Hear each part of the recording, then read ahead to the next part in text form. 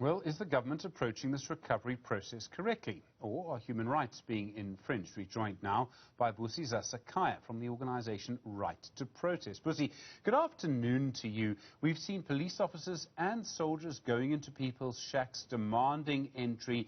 As far as I know, they don't have search warrants. Are they behaving legally? So, good afternoon to you and good afternoon to the viewers at home. So the manner in which soldiers and police officers have approached this has completely disregarded people's human rights. The law is very clear on the process that should unfold, which is there should be search warrants. And so what we're seeing is that even people who weren't necessarily part of the looting are being targeted, which is a complete disregard of their human rights.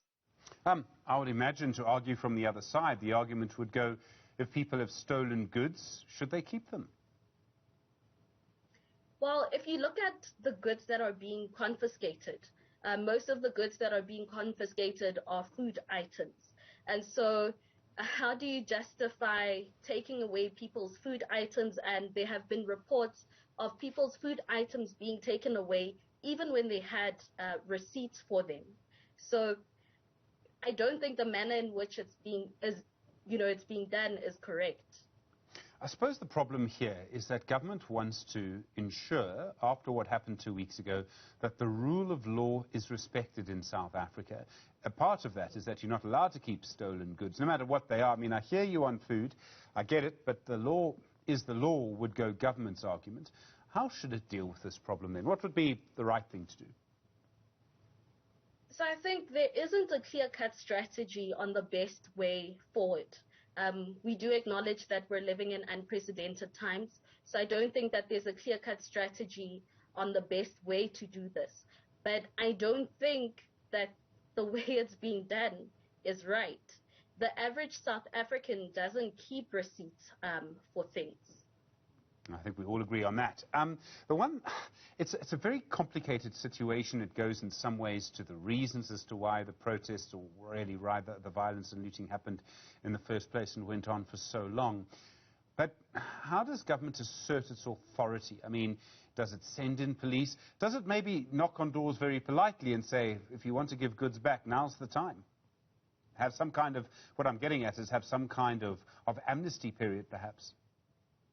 I think that could work, because what is happening at the moment is that innocent South Africans that weren't part of the lootings are also being targeted.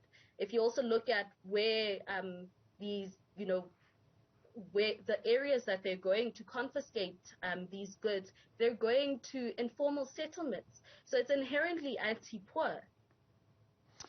I have to say the worst possible outcome of this could be that people will realize that soldiers and the police are doing this, knocking on doors, breaking down doors in some cases, and organize themselves to resist.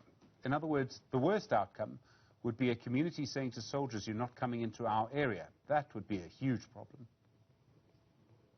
Definitely, definitely.